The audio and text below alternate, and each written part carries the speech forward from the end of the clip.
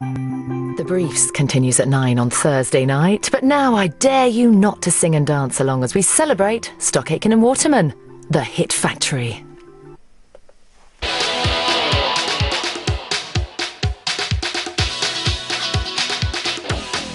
"25 years ago, the powerhouse production team of Stock Aitken and Waterman launched their record label PWL and were at the top of their game. No one could ignore the success. They seemed to get up in the morning, in the afternoon, the team had written a hit. It was hit after hit after hit. It was like they had a gold wand and everything they touched just turned to gold. The year was 1987. They'd taken Mel and Kim to the top of the charts. We were living the dream, basically. It was brilliant. And made northern lad Rick Astley into an international superstar. Everybody thought this was a black guy from Chicago. And soon a soap star called Kylie would help turn their hit factory into a brand of British pop that for the next 3 years would dominate the charts.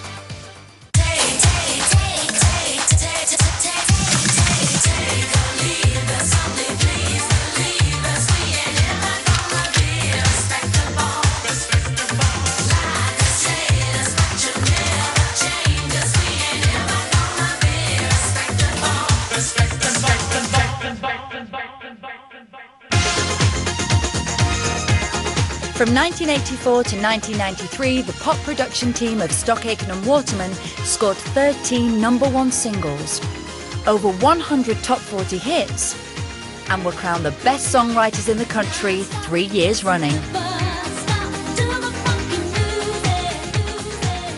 If you listen to those songs, great chord structures, fantastic songs. They became famous for their trademark sound. They're always the songs that get you on the dance floor. Their upbeat hits, and their loudmouth leader. Give me a J! Pete had these wonderful, crazy ideas about how to promote my career with Stock Aitken Waterman. I guess the idea was to really create hysteria, really. From their studios in southeast London, they planned to take over the pop charts and create a British Motown for the 1980s. I think I actually said that very early on. This is like Tamla Motown, you know. They've got Kylie and Jason and she's their Diana Ross. Their hit factory of pop sold millions of records, delivered a fresh new wave of pop stars, and a few harsh critics. Part of the Stock Aitken Waterman experiment was to get unknown people to sing songs. Anyone with a half-decent voice could be made a pop star. Tonight, we celebrate the hits, the history, and the days when Mike Stock, Matt Aitken, and Pete Waterman were the kings of British pop. This musical tale begins in 1984. Frankie Goes to Hollywood were dominating the charts.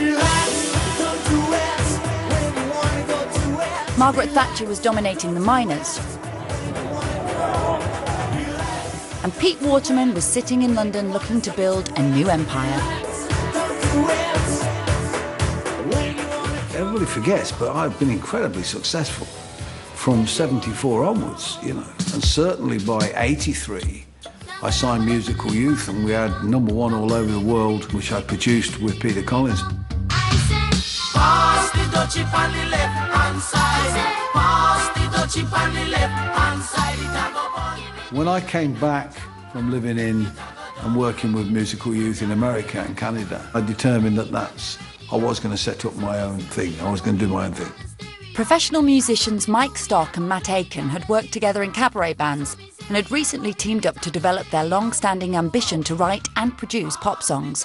And when they knocked on Pete Waterman's door, the timing was perfect. And so Mike and Matt, they played me this one song, which was called Agents on Aeroplanes, the upstroke. I heard it and I said, OK, I know exactly what to do with this.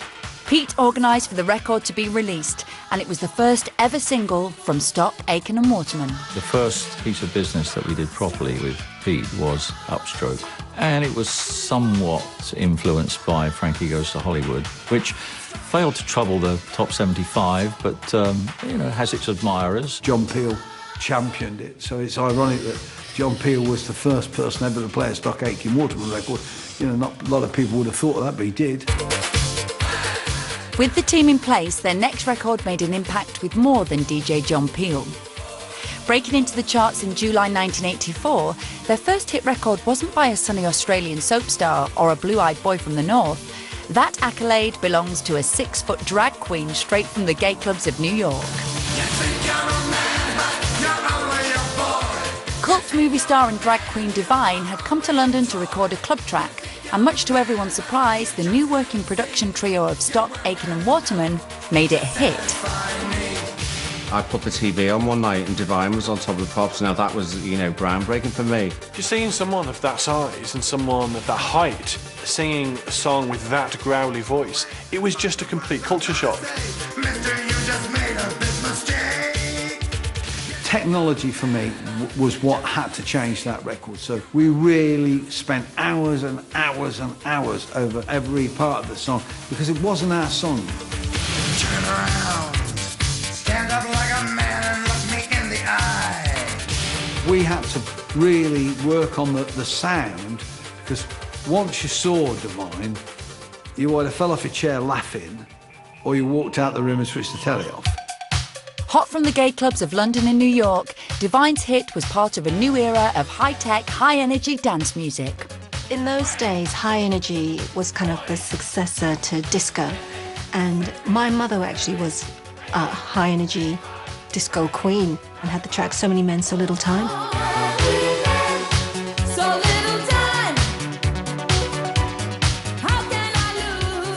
So I was very familiar with that. I think it was supposed to be the fastest music in the world, 120 beats per minute, lots of electronic sounds, and it was just a really fresh sound of the future. And that sound was exactly what singer Hazel Dean was looking for. But this time the song they created would give the fledgling production team their first top 10 hit. Whatever I do, wherever I go, I'm never coming back to you.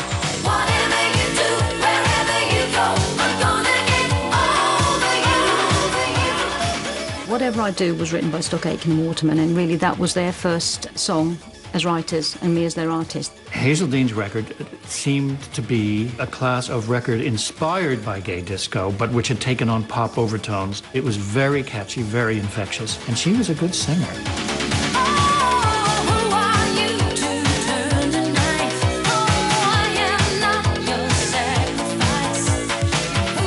They were experimenting themselves with this sort of stuff. It was new to them. It sounded great, you know, and they got latest technology and it just sounded stunning. We had a little radio alarm clock at home that used to go off at 10 o'clock in the morning, and just I'd hear a lot of records but I wasn't paying attention to them, and the first one I noticed purely for the syndromes on it was Hazel Dean's Wherever I Go, Whatever I Do. And I heard that sound, I thought, you know, that's kind of good enough for me, really. I got this call from Pete Burns' manager, would I meet with Pete Burns? I mean, he was a fan. There was no question he knew exactly what the records were about. He knew exactly what we were trying to do. The band were writing tracks for their second album and played the producers a demo of their latest song. So he played me this song. And I went, oh my God. So what's he called? He said, Spin Me Round. I said, that's it. That's the one. The minute he heard that track, and it went right above my head, you know. He went, press the goals, this is number one, this is the number one. And I said, yeah, okay. And I just didn't take it seriously. But the band's record company weren't convinced that the trio's high-energy club sound was right for Dead or Alive. The record company quite bluntly said, that's just music for queers. It's not going to get anywhere. The band stuck to their guns, and when the producers revealed the final mix, everyone was excited.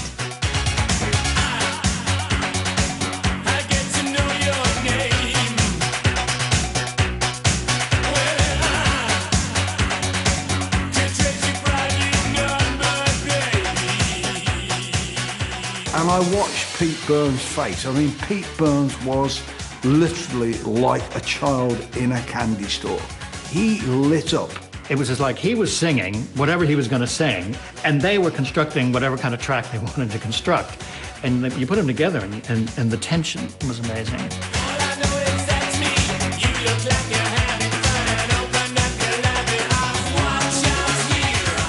The record company were proven wrong when You Spin Me Round made it to #1 in March 1985. and broke into the American top 20. It was the first of Stock Aitken and Waterman's 13 #1 singles. Their hit-making skills would soon be in high demand, and there would be one very young pop mogul pestering Pete for a hit. When I first met him, I was begging him to work with me on one of my artists.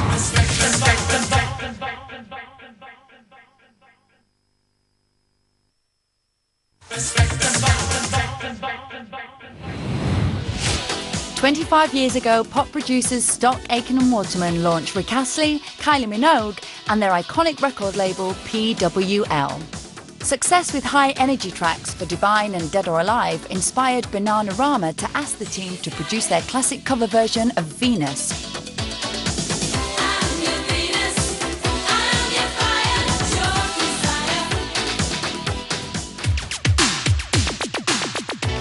In 1985, as the team were setting up their new recording studio, experiments with 80s R&B sounds led to this rare track with 70s trio The 3 Degrees.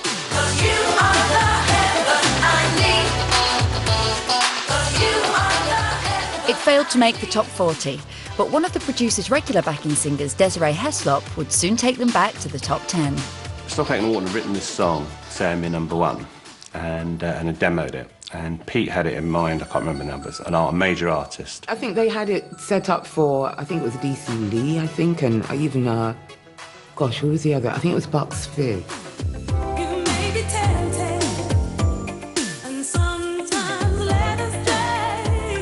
But with the demo sounding so good, Matt and Mike wanted the backing singer to get the song for herself. They decided that they liked how my voice matched it, and that's how it worked. They'd played it to me and I'd got goosebumps. Got to the chorus, I'd got goosebumps.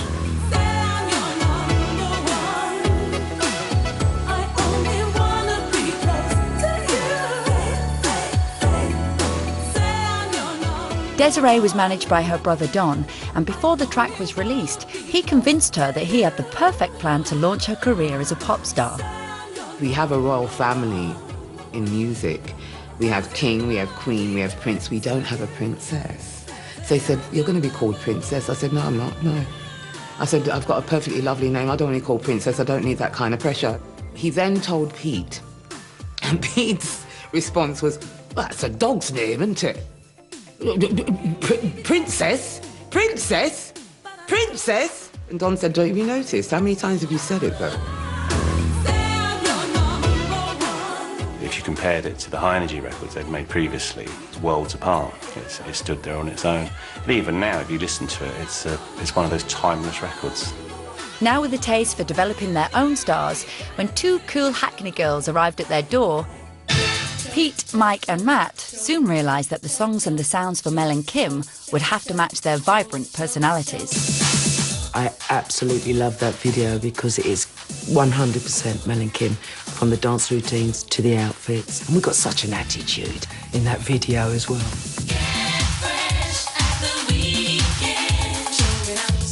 And they were, I have to tell you, larger than life.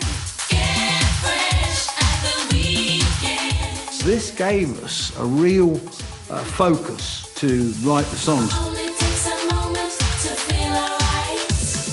They gave a lot of thought with Mel and Kim to the persona. These were girls living the life, living the dream, and that came across so well in the songs. It was great that Showing That was specifically written for us, and when you listen to the verses, it's so us.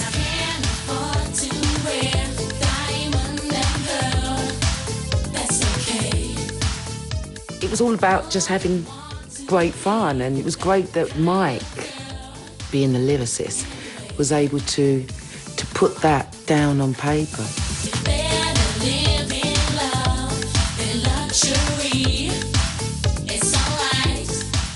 People looked at them and they looked like these Paris fashion models in some of the photo shoots, but when they opened their mouths, they're these like really cool East End girls with a sense of humour. Now, as sisters growing up, did you used to like to sing and dance together? Yeah, we sing a lot together.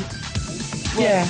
Well, we still do now. And I think we were very fresh at the time, but everyone was thinking, what can they do next? One-hit wonders. The public loved the cool Cockney girls, and even a tabloid revelation about Mel's past couldn't dent their popularity. You used to do a bit of modelling, didn't you? I did, yeah. I've done it for about a year or so. Bit of page 3. Bit of page 3, yeah. I remember the day we went into the studio to record the second single. We had no idea what we were going to record, and up on the screen was respectable. Take or leave us, honey, please believe us, we ain't ever going to be respectable. It's our occupation, we're a dancing nation. We keep the pressure on every night. The Mel and Kim stuff was just full of personality and vibe and energy. I mean, on Respectable, that's us genuinely laughing between ourselves, and they would then chop it up and it'd end up on the record. For me, that's where they were really clever. In one day, it sold 50,000 copies, and in total, it sold 800,000 in the UK. I think worldwide, it did over 2 million singles. How big do you think they could become? I think they will be the female equivalent of Wham by the end of this year. It was a great time. You know, Melanie's 19, I'm 23, almost 24. We were living the dream, basically. But just 2 months later, as Respectable was topping the charts around the globe, the whirlwind success of Mel and Kim came crashing down to earth. We really found out that Mel was ill when she was in Japan. Just this persistent pain in her back, and we had to cancel all the dates. We couldn't do anything. I think we spent 2 weeks in the hotel because we couldn't move Melanie. And that's when I knew this wasn't about the dance routines. And it wasn't until we got back and she went to Bart's, and then they diagnosed her with cancer. Mel didn't want anyone to know, so we put a complete press ban on it. She just wanted to take the chemotherapy, carry on doing whatever work she could do, but did not want it exposed to the press. The story of Mel becoming ill was such a shock because she was so young, and also they did everything they could in a really noble attempt to kind of cover it up. But you're on your own today. Yep, that's Great to right. see you on your own. Oh, Melanie's in hospital at the moment. Oh, what's she done? Slip disc. I'll give her a little wave. How is What she? camera are we looking into? Hi, Mel. Hi, get better soon. Mel didn't recover from her illness, and the duo never performed on stage together again. Shockingly, Mel died in January 1990, aged just 23. But her spirit still remains in the hits of Mel and Kim.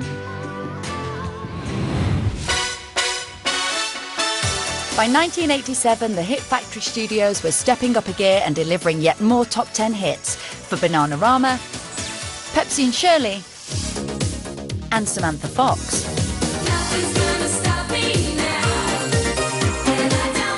The hit-writing talents of Stock Aitken and Waterman were now in demand by all the biggest record companies, and one aspiring pop mogul in particular was desperate for Pete Waterman to grant him a hit. I can remember the first time I met Pete. One of the most egotistical, arrogant, difficult people I've ever met in my life, but also one of the most talented. Pete hated Simon, Mike Stott hated Simon, Aitken hated Simon, and Simon couldn't get into the building to get a record made. When I first met him, I was begging him to work with me on one of my artists. And Summer said, look, I've met Peter. He's finally returned my phone call, and I think he's going to work with us. He was chasing us, and then I suddenly picked up the News of the World on a Sunday, and there was Sunita with her toy boy, and I thought, that'll do me, that'll do. There's a start, there you go. And Pete phoned Simon up and went, come in, mate, I've got your song. And we went in, and it was Toy Boy.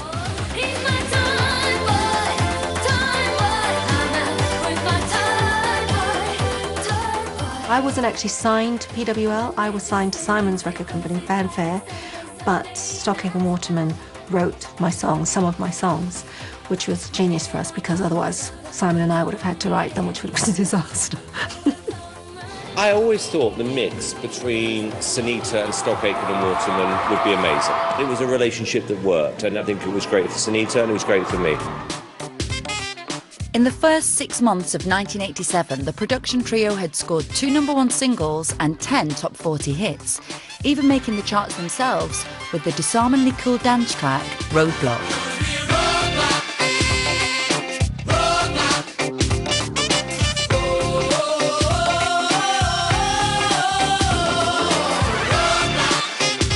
But all this success was about to be eclipsed by the most unlikely of stars, Rick Astley. Newton Le Willow's, Rick's birthplace, only has one other real claim to fame. It was the first town in the world where someone was killed by a train. Here in this quiet northern social club, Rick's first manager persuaded Pete Waterman to come along and hear his fledgling new act. This is Monks' Social Club, which is at Woolston at Warrington, and this is a stage that Rick was first seen on by Pete Waterman. Loving Rick's voice, the producers spent over a year nurturing their new act.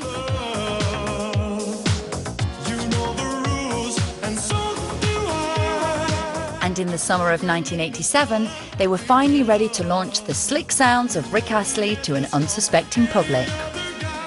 Suddenly everybody thought this was a black guy from Chicago, and it was a white guy with red hair from Newton the Willows. I mean, and you know, that was the shock. This was the shock. I mean, everybody believed, of course, that, you know, it was Luther Vandross doing guide vocals and we weren't telling people.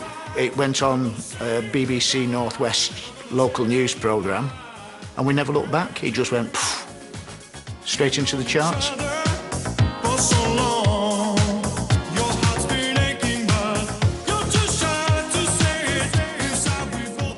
My name's Rick Astley. I've come to go on top of the Pops. Oh, fine, right. If you'd like to go over to the studio, it's Studio 1. We found out it was doing Top of the Pops, and there used to be a store called Take 6 in. There was one in Kings Road, and there was one in Oxford Street. So we rocked off down there, me and one of the girls, and we bought on this navy blue double-breasted suit. That's what we did Top of the Pops with. Where are you from? Outside Manchester. Newton the Willows, it's called, just outside Warrington. Congratulations. Thanks a lot. See you on set. All right. Okay, thanks. You can't stop a great voice with a great song. You know, you couldn't stop that record. Stand ovation 1. Coming to 5. 8, 2, 3, 4, 1. We're no strangers to love. You know the rules, and so do I. The track knocked Michael Jackson off the top of the UK charts and stayed there for 5 weeks. The single repeated the same trick across the globe, making #1 in 24 other countries, including America. Not only was it a shock to Rick's system, it was a shock to our system as managers. We were working from Latchford Village, above a fancy dress shop that we owned. Now and again we'd be upstairs ironing the Pink Panther costume. On the line, you'd have me or Tony talking to somebody in Japan who were doing a multi-million-pound deal for Rick. You know, it was bizarre. I was with, at the Hollywood Bowl, watching Rick, and Whitney Houston, you know, just thought he was so cute. Oh, what a love. And that was Rick, you know, that cute little dance he did. Everything was just magic about it. It just worked. Rick Astley's chart success brought the team awards and international attention, but a stroke of luck would give their new record label PWL chart domination. People were going out there and buying these records in the truckloads.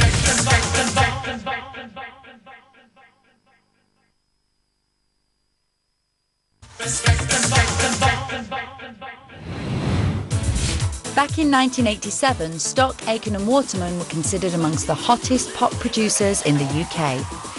For 3 years, they'd written and produced over 30 top 40 hits, including #1 singles for Mel and Kim and a double platinum album stateside for Rick Astley.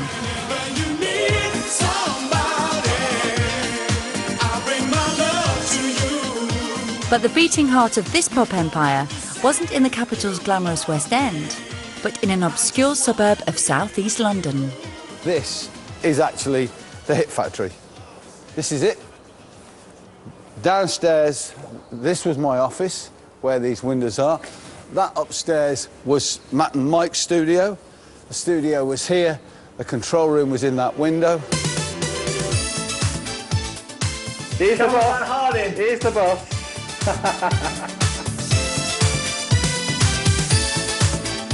We were probably one of the world's most state-of-the-art recording studios. I mean, we had 5 studios in this one building, working 24 hours a day.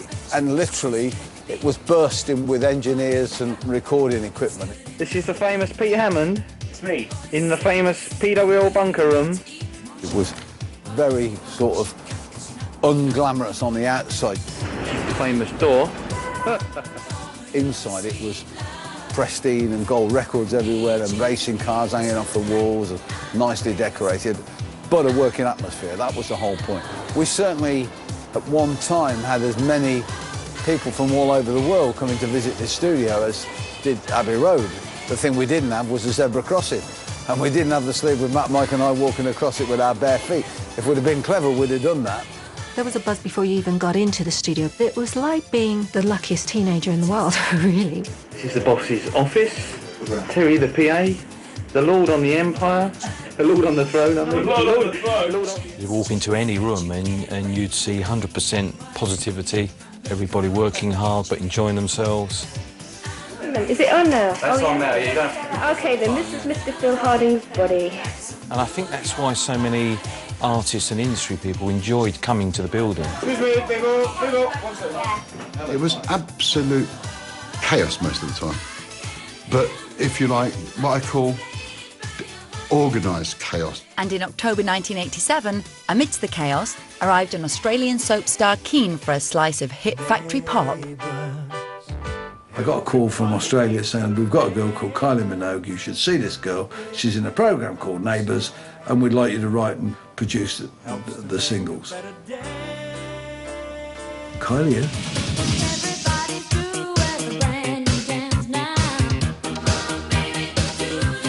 Kylie had just had a #1 hit in Australia with a cover version of The Locomotion. And her record company were desperate for a follow-up hit. The last thing I needed was another artist in the studio. That's the one thing I didn't need. Mushroom Records flew Kylie over without, I think very few people knew she was coming, you know?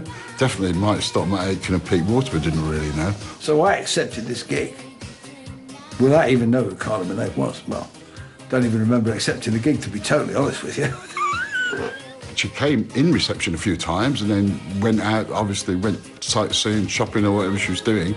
After 8 days waiting, one final visit to the studios left just a few hours to record a song, but nothing had been written. It was only really Mike being such a gentleman, he wouldn't let her down. He said, no, we're going to do it. I remember Matt and Mike sitting at the typewriter, as it were, scratching out the lyrics. Finally got her in, they did a basic track and put her vocal on. So within, I don't know, probably 2 hours, the basic record was made. Then it was kind of buried for a while. No one did anything with it. Kylie flew back to the set of Neighbours and the track was left unfinished until an unexpected call came from the BBC. The thing that broke the record was a guy called Michael Hurl, who was a BBC TV producer who did Top of the Pops. He also did a thing called Noel Edmonds' Christmas Special. One of the big stars of Neighbours is the lady who plays the part of Charlene. Her name is Kylie Minogue. Michael Hurl called me from Australia and said, I'm down here, I've seen this new artist, Kylie Minogue, I'm really impressed. I saw her do a performance.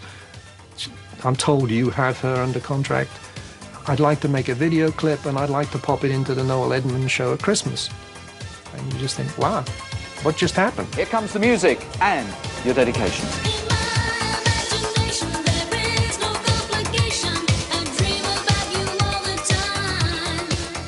I would guess the first time Kylie heard the finished version of I Should Be So Lucky was probably on a playback as she was being filmed in Sydney. The vocal was the same, but it was everything else. The embellishments were very different, but a great pop record.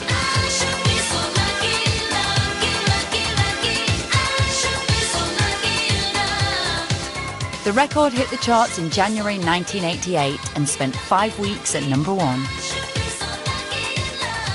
I Should Be So Lucky became the debut hit for Stock Aitken and Waterman's new record label PWL, and Kylie Minogue, the pop star, would change the lives of everyone involved. When you get good, that's when you get lucky. And I didn't mean any pun on that, but they got lucky with Kylie. They had to inevitably find their own little princess, and she was it. Kylie was amazing to work with, total professional, able to dance, work to a camera, because that was her training. There was something about her voice which for me connected beautifully with what Stock Aitken and Waterman were doing musically. I grew up with all the PWL stuff, Kylie and Sunita. That was my era. Growing up as a kid, that's what you listened to. You used to buy the cassettes, the Hit Factory cassettes, and I remember having them on my little shelf in my house with the little cassette player. People don't understand what I see in With Kylie Minogue, the team had stumbled upon an untapped market for preteen pop, and the huge record sales were proof that it was a market worth pursuing. She really made an impact with the child market. You know, it was massive. The foundation to the Kylie Minogue empire was the children. Stock Aitken Waterman was selling happiness. Obviously, the TV people loved that. It was fun, youth and innocence. And that formula really captured people's imagination and interest. And with the formula working, Kylie's boyfriend Jason appeared to be the perfect addition to the hit factory. There was a feeling, certainly from David Howells at PWL, there was this guy Jason Donovan around, and he had huge potential. Jason came over to meet us, and the phone rings and Pete Waterman says, "Your pal Jason Donovan's still around. Send him down here, we'll put his voice on." Behind the scenes, Rick Astley was reluctant to record Nothing Can Divide Us. The track was done, everything was ready. Jason went in and put his voice on it, and the rest is history.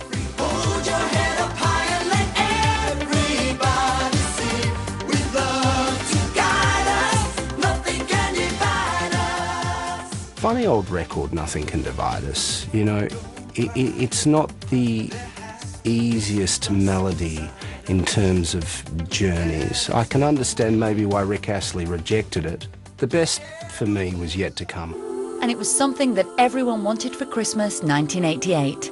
Kylie and Jason's alter egos had not long married on Neighbours, and the public wanted the Lovebirds to tie the knot on record too. Especially for you, I wanna let you know what I was going through. It was supply and demand. I think Kylie at the time was obviously riding the crest of a wave. My currency was on the way up, and it just seemed a logical step forward. It really required her blessing, probably more than mine at the time, but because I guess we were in a relationship, you know, there was a little bit of sort of subtle pressure there, and we could all see the potential of where it could go.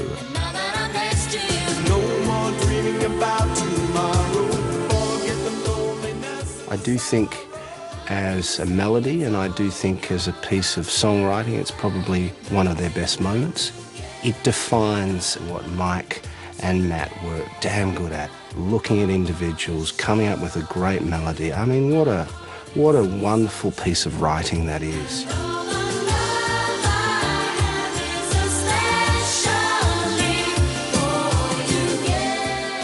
Smash Hits and PWL were a great match. It kind of reached a peak when Smash Hits put Kylie and Jason on the cover. The Week, especially for You, went to #1, and it was the highest selling issue of Smash Hits ever. Just under 1 million copies were sold that fortnight, which is just astonishing. Where is he? Where is he? Who? Jason! Jason was everywhere! Pete had these wonderful, crazy ideas about how to promote my career with Stock Aitken Waterman. And, you know, I guess the idea was to really create hysteria, really. All the way from Australia, please welcome Jason The PWL Roadshow was probably the biggest indicator of where my career was going at that particular point in time. Last night you talked about leaving. I said I can't let you go. Stock Aitken Waterman, I think, defined great pop music that's appealed to a sort of certain generation. They didn't make excuses for the fact of what it was.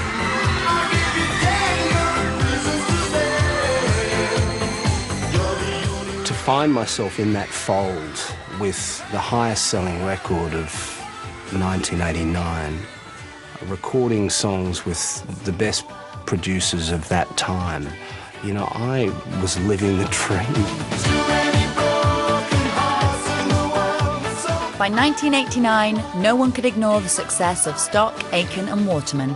Not only had they turned Rick Astley into an international singing star, they now had their own record label and 2 huge stars selling millions of records. But not everyone was happy. People come up to me and go, "Oh, Stock Aitken and Waterman are cheesy rubbish, you know, anyone can write that stuff." Well, I'm sorry, you can't.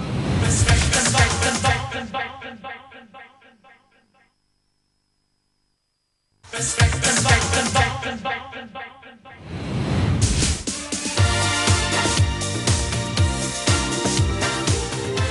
In the late 1980s, pop producers Stock, Aitken and Waterman had delivered unparalleled chart success.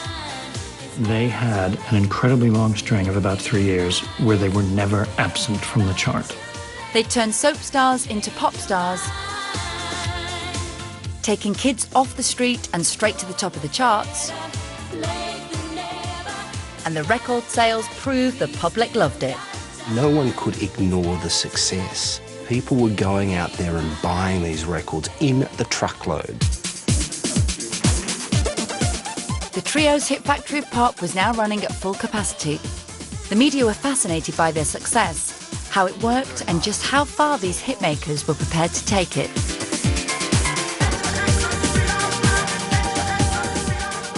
I suppose, we do have an outrageous ambition. We're doing pretty well at the moment, I suppose, but we would like to get all 10 of the top 10 at one point. But as their profile increased, so did the media's scrutiny.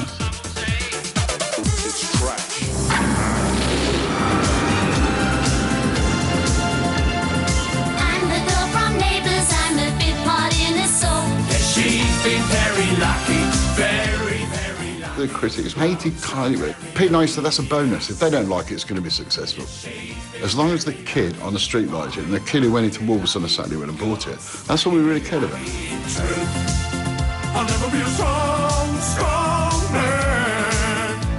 I think Kylie and Rick especially struggled with it because they'd go out to the media and some, shall we say, unkind media people would say to them, well, how do you feel about being into Stock, Aitken, Waterman puppets?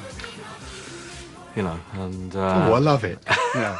The thing is, sometimes people tend to take them as just people that press buttons and just machine whatever they're going to do, but perhaps in 20 years' time they'll sit back and say, yeah, they were geniuses. It'll take them 20 years to realise it. As the mouthpiece of the Hit Factory's frustration with the critics, one-hit wonders the Reynolds Girls faced the wrath of everyone when their single I'd Rather Jack hit the top 10. They'd had so much criticism and so much abuse. So a lot of their frustration came out in this song. You know, they hated music bores who yak on and on about Pink Floyd. It was a bit of an outpouring. It wasn't, it was meant to be tongue-in-cheek. Oh, the Reynolds Girls thing was awful. And they deserved the backlash for that.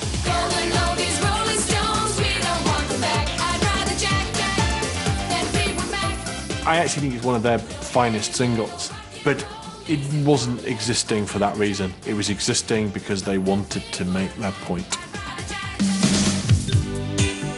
But no matter how varied the sound or the artist, the producers' growing domination of the charts led their hits to face the same critique.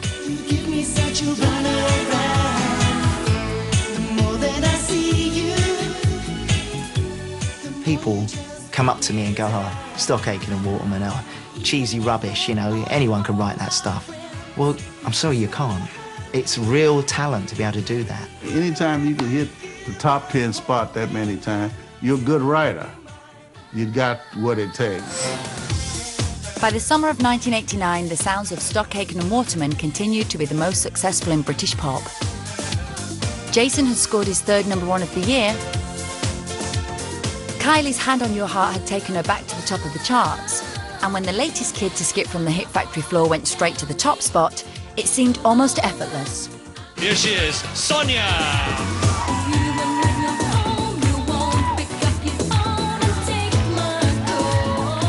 I was 18 when we got to #1, but I just didn't expect it to happen. I don't suppose, anybody would really, because I was complete unknown, do you know what I mean? I think we were all aware of the fact that, there was a bit of stick in the press, That didn't bother me at all, to be honest. Sonia's hit became the producer's 6th #1 single of 1989. Their ambitions to dominate the charts were coming true. But shiny soap stars and chirpy scousers were not the only artists after some Hit Factory magic. The writers of my next single are Stock, Aitken and Waterman. But I just don't have the heart. I just don't have the heart to tell you. But perhaps the most surprising addition to the Hit Factory heatwave of hits that year was the arrival of an American disco diva from the 70s, Donna Summer. For me, their greatest record is the Donna Summer. This time I know it's for real. This time I know First of all, it is a great track, and it is a great pop song. But she is also a great vocalist.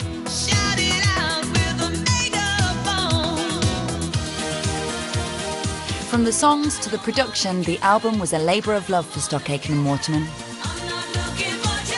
And as this rare footage reveals, even the image was part of the Hit Factory package that would bring Donna Summer back into the charts.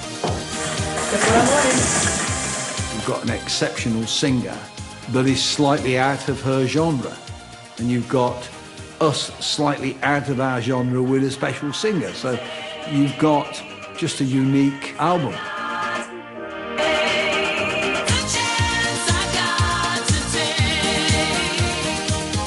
During the last 3 years of the 1980s, the sounds of Stock, Aitken and Waterman had ruled the charts. But the next decade would be a very different story. In January 1990, the Hit Factory enjoyed their 13th #1 single with Kylie's cover version of the 50s ballad Tears on My Pillow.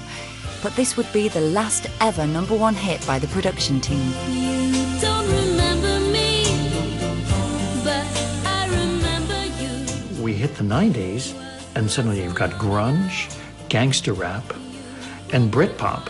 Well, none of these fit Stock Aitken Waterman. And music is moving away from them. Soul to Soul were coming through, Black Box. I mean, some great stuff. Snap.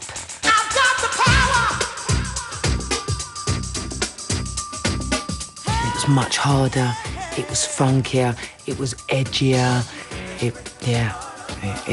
It was the 90s. It happens.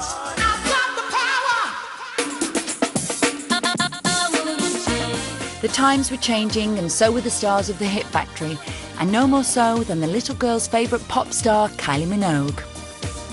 The difficulty we had at that point in Kylie's career was that Kylie was obviously very aware of her sensuality and sexuality, and was reaching an age where she wanted to show that off. I guess we were like their babies, you know, and we were growing up, and to a certain degree, you know, you want to be able to control your children. But no one had control over Kylie, and her sultry new look was at odds with her young fan base. If you take a 9-year-old or an 8-year-old, they don't get it. So at that moment, you go from being the girl next door to their auntie. The all-new Kylie continued to hit the top 10, but without the young kids, the records weren't selling in the same numbers as before, and the pressures for the Hit Factory to keep its grip on the charts was felt by everyone. The truth is that Kylie and Jason became so big, they became bigger than Stock Aitken Waterman.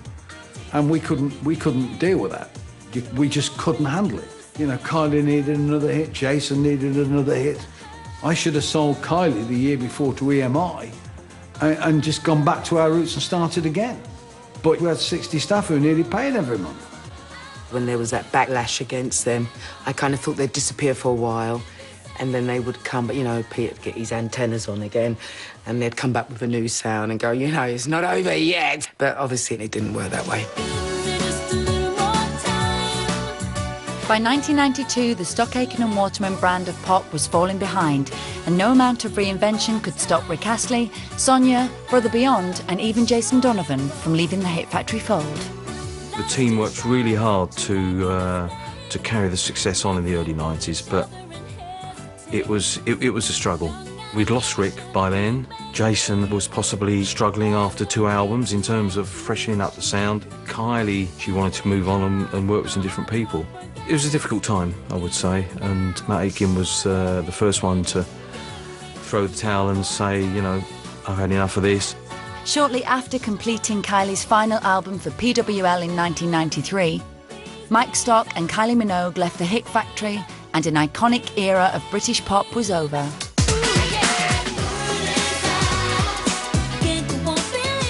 The team that had dominated the charts for over 9 years and sold millions of records across the globe were no more. But the hitmakers' story doesn't end there. In 1994, Mike Stock and Matt Aitken reunited as a production team and produced 3 #1 singles for Robson and Jerome. Pete Waterman remained a regular face on TV and kept the flames of pop alive with the band's Steps. But the magic they created when they were Stock Aitken and Waterman remains alive to this day in their classic songs.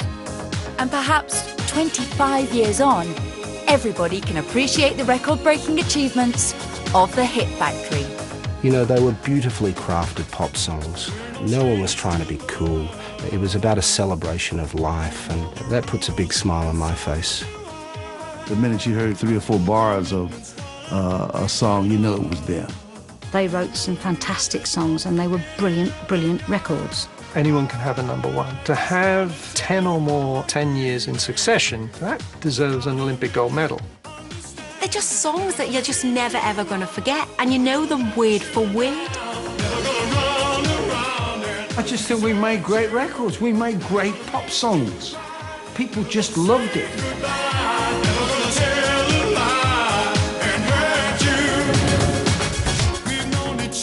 So who was singing and dancing along, eh? Now, concluding the documentary exploring the world of criminal law from the perspective of one of Britain's leading legal aid practices, The Briefs, is on Thursday at 9. In a change to tonight's billings, Cops with Cameras will now follow news at 10, which is next.